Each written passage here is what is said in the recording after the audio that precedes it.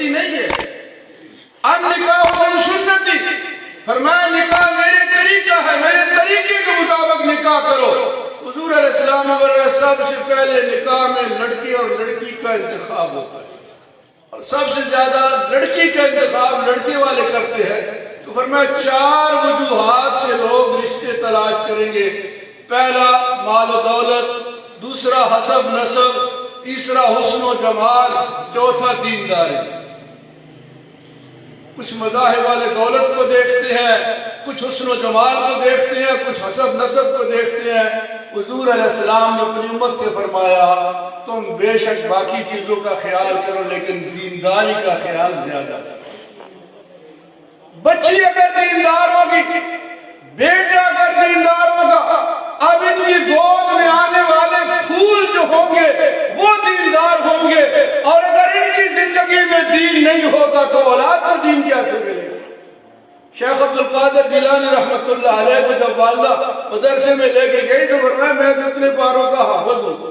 پوچھا وہ کہاں سے حفظ کیا؟ فرمایا ماں مجھے لوری دیتی تھی اور ساتھ قرآن پڑھتی تھی، اور اللہ پاک نے مجھے قرآن کتنے سپارے حفظ کرا دی. یہ ماں کی گودیں تو اصل چیز ہے انسانیت کے لیے. معاشرے کی اصل بنیاد ماں کی گود ہے. ماں کی گود جتنی پاکیزہ ہوگی بچے حسن و حسین جیسے پیدا ہوں گے، اور ماں کی گود اگر خدا نخواستہ ٹھیک نہیں ہوگی تو کسی گود میں ہندو آئے گا، کسی میں سکھ آئے گا، کسی میں عیسائی آئے گا، کسی میں داڑھی آئے گا. ان کی گودوں میں پھر ایمان والے بچے نہیں آ سکتے. تو حضور علیہ السلام نے فرمایا شادی کے لیے پہلے لڑکی کا انتخاب کرو، جسے ہماری زبان میں منگنی کہتے ہیں. اب آپ نے فرمایا اگر کوئی شخص کسی مقام پر اپنی منگنی کی ترتیب کر رہا ہے تو دوسرے مسلمان کو جائز نہیں کہ اس میں جا کے ٹانگ اڑائے اور اس کے معاملے کو خراب کرے. اسلام پیار و محبت کا مذہب ہے. مسلمان وہ ہے جس کی زبان سے اور ہاتھ سے دوسرا مسلمان محفوظ ہے. فرمایا جو چیز اپنے لیے پسند کرتا ہے وہ اپنے بھائی کے لیے پسند کر، اور جو اپنے لیے ناپسند کرتا ہے وہ اپنے بھائی کے لیے ناپسند کر. اللہ تجھے ایمان کی مٹھاس حاصل فرمائے. اب اس کے بعد جب منگنی ہو جائے تو اس کے بعد شریعت مطہرہ نے نکاح رکھا. نکاح کے لیے 2 چیزیں لازم ہیں. ایک 2 گواہوں کا ہونا اور ایک ایجاب و قبول کا ہونا. کہ لڑکی کا وارث کہتا ہے، ولی کہتا ہے، جب استاد کہتا ہے کہ فلاں لڑکی جو فلاں کی بیٹی ہے، آپ اس کا نکاح فلاں لڑکے سے جو فلاں کا بیٹا ہے. یہ نکاح میں والد کا ذکر کرنا لڑکے اور لڑکی کے ساتھ ضروری ہے کہ ایک نام کے کئی لڑکے ہو سکتے اور کئی لڑکیاں ہو سکتی ہیں. تو اس میں تعیین ضروری ہے کہ کون سی آدمی ہے، کس کی بیٹی ہے اور کس کے بیٹے کو یہ لڑکی دے رہا ہے. وہ کہتا ہے میں نے حکم شریعت سے دے دی، اور لڑکا کہتا ہے میں نے حکم شریعت سے اپنے لیے قبول کر. یہ ایجاب و قبول ہے. اور 2 گواہ ہیں. اس میں پھر اللہ کے نبی نے حق مار رکھا ہے. حق مار بچی کا اعزاز ہے. ان تبتغوا باموالکم، مال کے بدلے میں بچی سے نکاح کرو. حق مار کے بارے میں شریعت نے کوئی حد مقرر نہیں کی. جتنی کسی کی توفیق ہے اتنا حق مار رکھ دے. کروڑوں پتی اربوں پتی ہے تو ان کے لیے تو کروڑوں کے حساب سے ہونا چاہیے نا. اب غریب کے لیے اتنا کہاں ہونا چاہیے؟ اسلام نے اس کی حد مقرر نہیں کی. عمر فاروق رضی اللہ کے زمانے میں انہوں نے ارادہ کیا کہ اس کی مہر کی مقدار مقرر کر. ایک عورت رستے میں مل گئی عمر فاروق کو، کہتی ہے امیر المومنین یہ آپ کیا کر رہے ہیں؟ قرآن کے خلاف فیصلہ کر رہے ہیں. یہ تم کہاں حق مار کی مقدار مقرر کر رہے ہو؟ میں نے قرآن میں پڑھا کہ حق مار کی مقدار نہیں ہے، تو تم کیسے مقرر کر رہے ہو؟ اب عورت ہے، اس کی دین سے محبت دیکھو، دین کی معلومات دیکھو. تو امیر المومنین کھڑے ہو گیا. واجب کیا ہوگا؟ اس نے کہا قرآن کہتا ہے کہ اگر تم میں سے کوئی ایک بیوی کو قنطار پورا خزانہ بھی دے دے تو اسے واپس نہ لے. شریعت قرآن کو خزانوں کا حکم دیتے اور آپ اس کو پابند کرنا چاہتے ہو. عمر نے کہا مائی تجھے اللہ خیر دے، تو نے عمر کی رہنمائی کر. ایک زمانہ یہ تھا ہماری ماں بہنوں میں دین کی تعلیم تھی، دین کا مزاج تھا.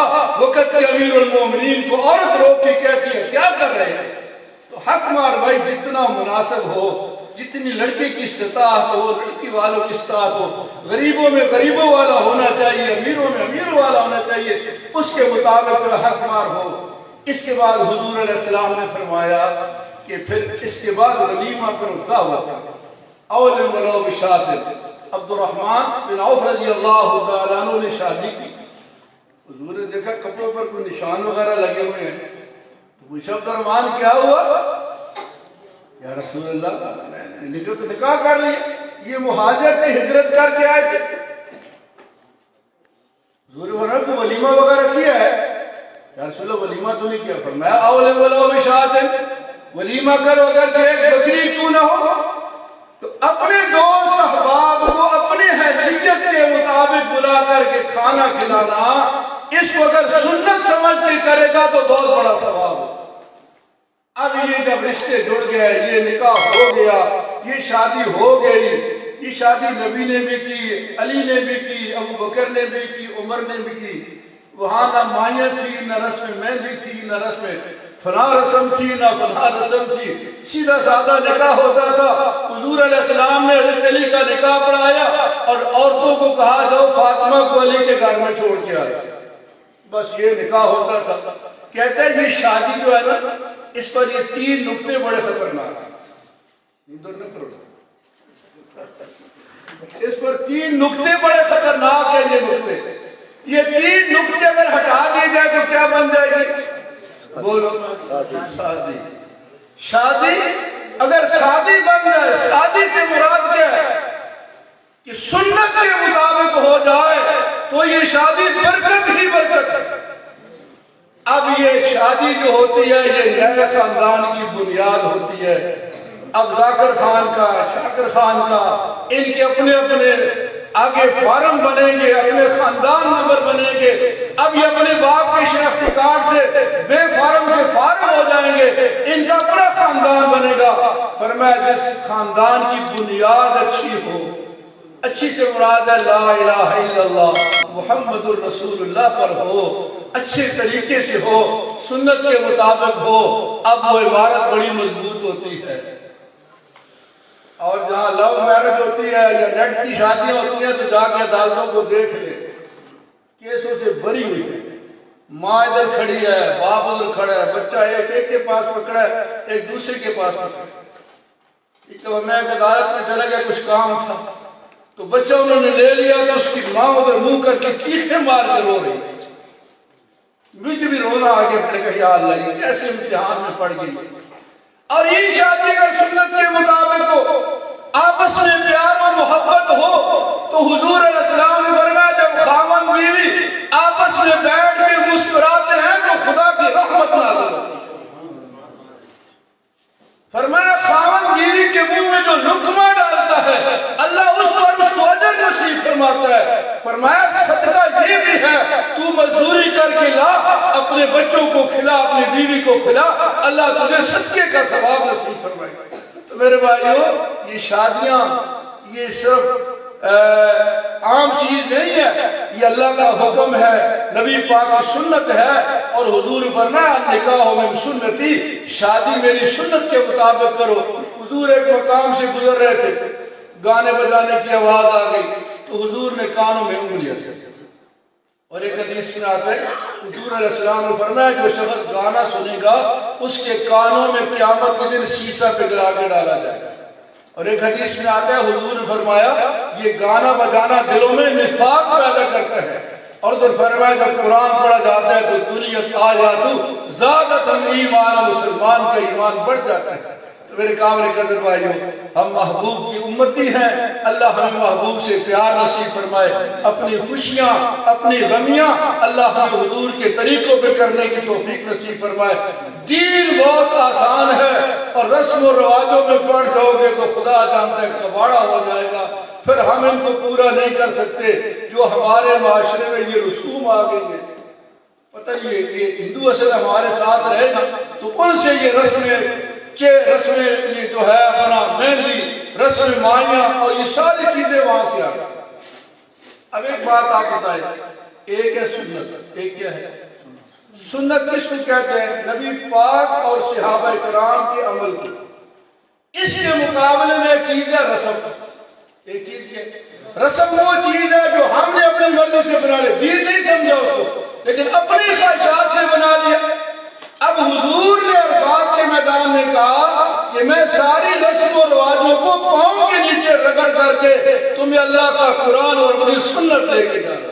ان کو مضبوط پکڑو گے تم کبھی بھی گمراہ نہیں ہوگے۔ اب میں اور آپ شاید کارڈ چھاپتے ہیں، وہ دکانداروں نے لکھ کے رکھا ہوتا ہے، ہم کچھ کہیں نہ کہیں وہ خود بخود لکھ دیتے ہیں۔ اس میں لکھتے ہیں بارات، رسم مہندی، ولیمہ، لکھتے ہیں نا، بارات، رسم مہندی اور ولیمہ۔ کیا لکھا ہے؟ مہندی کے ساتھ رسم مانیہ، رسم مہندی، رسم مہندی۔ تو رسم کس کی ضد ہے؟ سنت کی۔ کبھی کسی نے لکھا ہے کہ رسم ولیمہ ہوگی؟ سنت ولیمہ۔ اسی طریقے سے اگر غمی ہے تو آپ کہتے ہیں جی میت کے لیے دعا کرو، اور اب کارڈ چھاڑتے میری دادی کی رسم چیلم ہوگی۔ رسم چیلم، یہ سنت چیلم ہے، یہ رسم چیلم ہے۔ تو کہتے ہیں رسم کل ہوگی، لفظ رسم ساتھ لکھ کر کے۔ میں کبھی سوچتا ہوں، میں کہتا ہوں میرا اللہ تو نے اپنے نبی کے دین کو کیسے محفوظ کیا ہے کہ کوئی یہ نہ کہے کہ یہ عمل سنت ہے، لکھنے والا لکھ کے بھیج دیتا ہے کہ یہ رسم ہے، اور ہمارا مزاج یہ ہے ہمیں جس کام سے روکا جائے ہم وہی کرتے ہیں۔ سگریٹ کی ڈبی پہ لکھا ہوا ہے کہ اس سے کینسر پیدا ہوتا ہے، اور اس میں تصویر بھی ڈالی ہوئی ہے، شنڈ بھی ڈالے ہوئے، لیکن اس کے باوجود ہم اس کو پیتے ہیں۔ زار کو زار سمجھ کے بھی پیتے ہیں۔ نوجوان کہتے ہیں ون ویل ڈیلنگ نہ کرو، وہ ون ویل وہ کہتے ہیں موٹر سائیکل کو دوڑائیں گے اور تھوڑی دیر بعد خبر آئے گی فلاں کا بیٹا گر کے مر گیا۔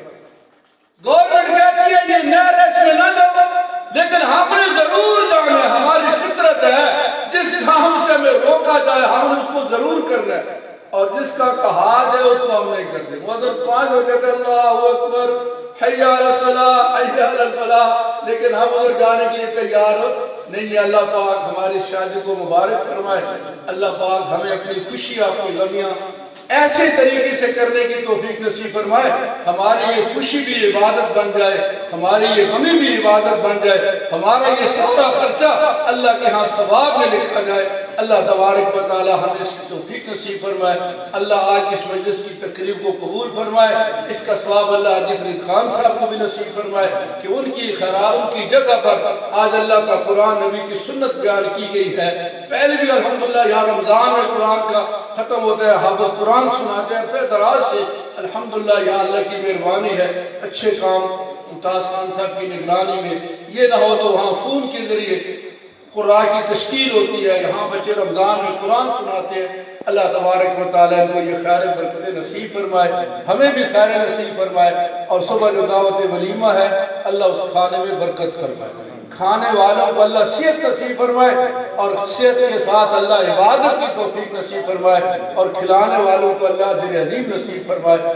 ربنا تقبل منا انك انت السميع العليم وتب علينا انك انت التواب الرحيم رب اغفر وارحم وانت خير الراحمين استغفر الله الذي لا اله الا هو واتوب اليه۔ یا اللہ رحم کرم فرما، ہم سب کے آنے کو قبول فرما۔ جو تیری دین کی بات ہوئی ہے، تیرا قرآن پڑھا گیا، تیرے نبی کی شان، تیری شان، تیرے صحابہ اور ایمان والوں کی شان جو نعت خانوں نے پڑھی، اللہ اس کو قبول فرما۔ اس کا ثواب ممتاز خان صاحب جنہوں نے اس کا اہتمام کیا، اور ان کے دیگر ساتھی اور شاکر خان اور ان کے تمام بچوں کو نصیب فرما۔ اللہ ان کی استدعا میں ان کے گھر میں خیر و برکت فرما، ہم سب کو خیر نصیب فرما۔ اللہ ہم کمزور ہیں، خطا کار ہیں، گناہ گار ہیں، بندے تو تیرے ہی ہیں مولا، تیرا در چھوڑ کے کہاں جائیں گے؟ بچہ کتنے ہی کپڑے گندے کر کے آ جائے لیکن ماں سے پیار ہی کرتی ہے۔ اللہ ہم کتنے ہی گناہ گار ہیں، تیری رحمت تو 70 ماؤں سے بھی زیادہ ہے، تو ہم سے پیار فرما، ہمارے گناہوں کو معاف فرما، ہمیں نیک اعمال کی توفیق نصیب فرما۔ سب آنے والے ساتھیوں کو جزائے خیر نصیب فرما، ہم سب کا خاتمہ بالخیر بالایمان فرما۔ وصلی اللہ تعالی علی خیر خلقہ محمد و آلہ واصحابہ اجمعین برحمتک یا ارحم الراحمین۔